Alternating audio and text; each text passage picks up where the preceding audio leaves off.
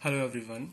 तो last video में हमने इंटरेस्ट ऑन ड्राइंग्स के टॉपिक को कंप्लीट किया। तो जो आज का हमारा टॉपिक है वो है calculation of salary or you can say remuneration payable to partner. ठीक है। पार्टनरशिप फर्म में पार्टनर को काम करने के लिए जो रिमनरेशन दी जाती है, जो सैलरी दी जाती है, उसका आज हमने कैलकुलेशन जो है वो सीखनी है। ठीक है। तो जो सैलरी का ट्रीटमेंट है यहाँ पे दो तरीके से किया जा सकता है। जब तो पार्टनरशिप डीड पीडी एब्सेंट है, ठीक है, तो जब पार्टनरशिप डीड प्रेजेंट है, जब आपको डीड स्पेसिफाई है, जब तो बच्चे पार्टनरशिप डीड एब्सेंट होगी तब तो आपको पता है कि कोई भी आपको सैलरी नहीं दी जा सकती है, ना कोई सैलरी दी जा सकती है, ना किसी भी तरीके का मतलब आपको रिमनरेशन नहीं दिया जाएगा। लेकिन जब पार्टनरशिप डीड प्रेजेंट है, ठीक है, तब इसमें दो चीज़ें हो सकती हैं कि आपको जो सैलरी की अमाउंट है उसके लिए पर मंथ दिया हो, ठीक है, या तो फिर पर एनम या फिर एनुअल वर्ड लिखा होगा। अगर तो पर मंथ दिया लाइक 1000 पर month of salary payable to mister X, ठीक है, तो इस केस में आप क्या करोगे, P and L appropriation account में जो सैलरी डेबिट होगी उसकी अमाउंट क्या आएगी। आपको पता है कि जो एक साल होता है उसमें 12 महीने होते हैं, तो टोटल सैलरी विल बी 12,000। तो P and L appropriation account में कितनी डेबिट होगी, ये 12,000 रुपीज़। ठीक है, अगर हम 12 महीने के हिसाब से बात करें। अगर पहले ही पर एनम दिया हुआ है, फॉर एग्जांपल हमें 12,000 पर एनम सैलरी पहले ही गिवन है, तो आप 12 से मल्टीप्लाई नहीं करोगे बिकॉज वो पर एनम है, इट मीन्स वो ईयरली बेसिस पे दी गई है। ठीक है। एक आपने बच्चे इसमें और बात का ध्यान रखना है कि कभी कभी क्या होता है, आपको पर मंथ के हिसाब से अमाउंट दी होती है लेकिन उन्होंने पूरे साल की सैलरी कैलकुलेट करने के लिए नहीं बोला होता है। शायद वो कह सकते हैं अभी 3 महीने की सैलरी प्रोवाइड करो या 6 महीने की सैलरी प्रोवाइड आउट करो, तो उस हिसाब से जो मल्टीप्लाई है वो 6 या 3 महीने के हिसाब से होगी। ठीक है। तो जो बच्चे नेक्स्ट हमारा टॉपिक है वो है calculation of commission payable to partner. ठीक है। इसमें भी बच्चे वही दो केस हैं। अगर तो आपको पार्टनरशिप डीड एब्सेंट है, या दूसरा केस है पार्टनरशिप डीड आपकी प्रेजेंट है। ठीक है। जब तो बच्चे डीड एब्सेंट है तो कोई कमीशन पार्टनर को नहीं दी जाएगी। जब पार्टनरशिप डीड प्रेजेंट है तो उसमें दो चीज़ें बेसिकली हो सकती हैं। ठीक है, या तो आपको सेल्स पे वो बोलेंगे कमीशन कैलकुलेट करने को, या आपको प्रॉफिट पे बोलेंगे। ठीक है। सेल्स पे कैसे बोल सकते हैं, लाइक मिस्टर मोहन कोई पार्टनर है फर्म में, ठीक है, उसने 10 लाख रुपए की सेल की है। सेल कितने की है, 10 लाख रुपए की। ठीक है। उस पे बोला गया है सेल्स पे कमीशन जो है उसको 5% पर एनम के हिसाब से मिलेगी। तो उसकी जो कमीशन की अमाउंट है, कमीशन की अमाउंट वो बच्चे कितनी आएगी, वो ₹50,000 आ जाएगी। ठीक है। या तो सेल्स बेसिस पे हो सकती है या फिर बच्चे हमारी प्रॉफिट के बेसिस पे हो सकती है। प्रॉफिट के बेसिस पे फर्दर हमारे जो है वो दो केस बनते हैं। एक बनता है बिफोर चार्जिंग सच कमीशन, एक बनता है आफ्टर चार्जिंग सच कमीशन। ठीक है। तो आइए इसको समझते हैं। जब होगा बिफोर चार्जिंग सच कमीशन, इसमें आप कमीशन की अमाउंट बच्चे कैसे कैलकुलेट करोगे, नेट प्रॉफिट्स जो आपको बिफोर कमीशन दिए हुए हैं, नेट प्रॉफिट जो आपको बिफोर कमीशन दिए हुए हैं, आप उस पे रेट अपॉन 100 लगा दोगे। ठीक है। इट मीन्स क्या है, प्रॉफिट्स में कमीशन की अमाउंट इंक्लूडेड नहीं है। फॉर एग्जांपल आपको प्रॉफिट्स दिए हुए हैं 55,000 रुपीज़ के, आपको रेट बोला गया है 10%, then the amount of commission is coming out 5,500। ठीक है। अगर आपको आफ्टर चार्जिंग सच कमीशन बोला गया है, आफ्टर चार्जिंग सच कमीशन। इसमें बच्चे आपका जो फॉर्मूला रहने वाला है वो क्या है, net profit after before commission into rate upon 100 plus rate. After charging का मतलब क्या है, जो ये प्रॉफिट्स हैं इसमें कमीशन की अमाउंट पहले से इंक्लूडेड है, ठीक है। सो प्रॉफिट्स आपको कितने गिवन है, 55,000 into 10/110, that is coming out ₹5,000। बच्चे जो नेक्स्ट हमारा टॉपिक है वो है calculation of interest on partners loan.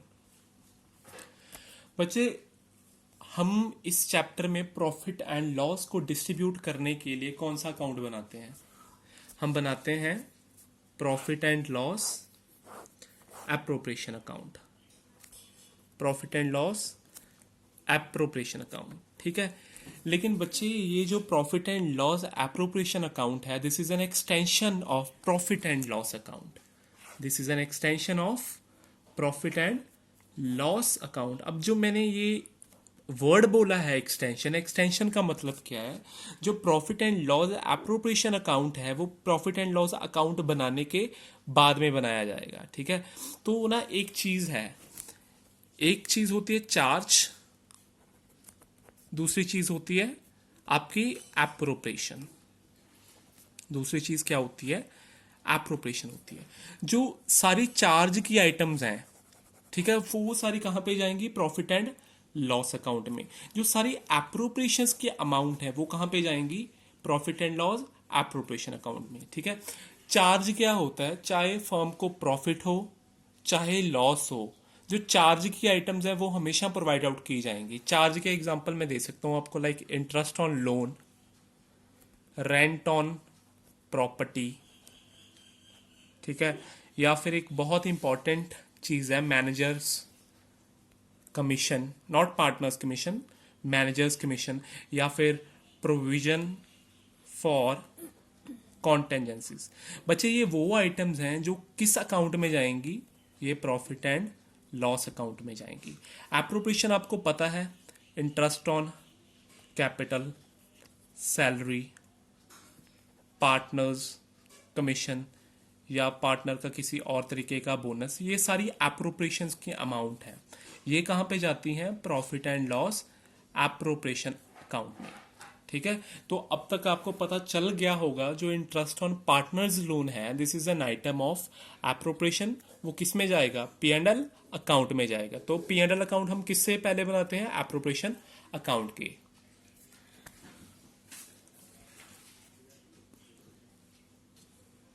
तो हमने एक एग्जांपल ली है, पी और क्याऊ पार्टनर्स है किसी फर्म में, उनकी कैपिटल 1,50,000 है, इंटरेस्ट ऑन कैपिटल कितना प्रोवाइडेड करना है, 10% पर एनम। क्याऊ ने फर्म को लोन दिया है 10,000 रुपीज का 1 अक्टूबर को, ठीक है। आपने डिस्ट्रीब्यूशन ऑफ प्रॉफिट शो करनी है या लॉस की डिस्ट्रीब्यूशन शो करनी है, वट एवर द केस में भी। अगर प्रॉफिट इंटरेस्ट है बिफोर इंटरेस्ट है 22,000, अगर सेकंड केस है लॉसेस आपको दिए हुए हैं बिफोर इंटरेस्ट 5,000, और वो प्रॉफिट एंड लॉस जो शेयर करें 3:2 रेशो में कर रहे हैं, और जो ईयर है वो एंड कब हो रहा है, 31 मार्च 2020।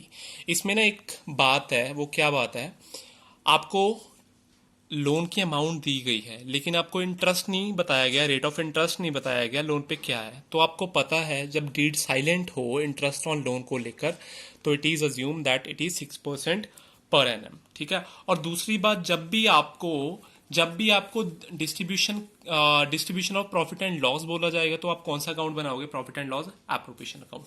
तो चलिए इस सवाल को सॉल्व करते हैं। तो आपको प्रॉफिट्स पहले कितने गिवन दिए हुए हैं, प्रॉफिट्स बिफोर इंटरेस्ट 22,000 दिए हुए हैं। इंटरेस्ट ऑन कैपिटल एक चार्ज होता है इसलिए वो पी एंड एल अकाउंट के डेबिट साइड आएगा। इंटरेस्ट ऑन कैपिटल कितना, 10,000 इंटू 6%। बच्चे ये जो अमाउंट है उसने 1 अक्टूबर से 31 मार्च 2020 तक के लिए प्रोवाइड आउट किया है, तो उस हिसाब से 6 महीने का इसमें इंटरेस्ट जाएगा it is 300.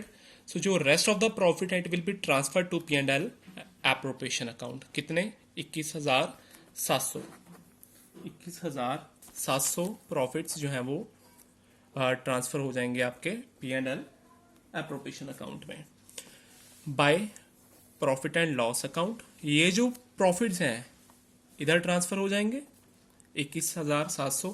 और आपको पता है इंटरेस्ट ऑन कैपिटल इधर आएगा. पी की कैपिटल 1 लाख की, उस पर 10% 10,000. क्यू की कैपिटल 50,000 है, उस पर 10% 5,000. सो 15,000 रुपये. ठीक है, आप इस अकाउंट को बैलेंस करोगे. ठीक है, तो बैलेंस करके 6,700 जो आ रहा है आपके डिस्ट्रीब्यूटेबल प्रॉफिट्स आ रहे हैं टू शेयर इन प्रॉफिट्स. अब पी एंड क्यू में 3:2 रेशियो में जब आप करोगे तो 4020 एंड 2680 आ जाएगा. तो जो सेकंड केस है उसमें आपको लॉस दिए हुए हैं पहले बिफोर इंटरेस्ट 5,000. तो लॉस हम इधर लिखेंगे.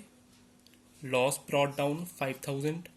इंटरेस्ट ऑन जो लोन है उसकी अमाउंट वही रहेगी 300 फॉर 6 मंथ्स के लिए.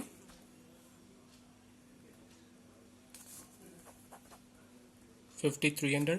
तो ये लॉसेस जो हैं वो कहाँ पे चले जाएंगे profit and loss appropriation account में 5,300.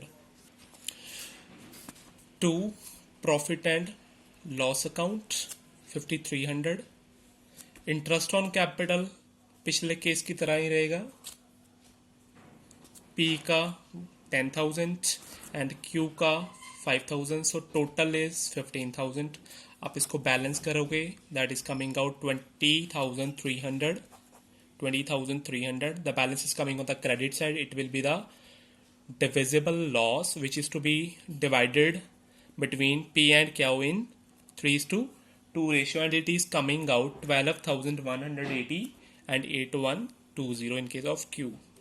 So that was all about interest on loan.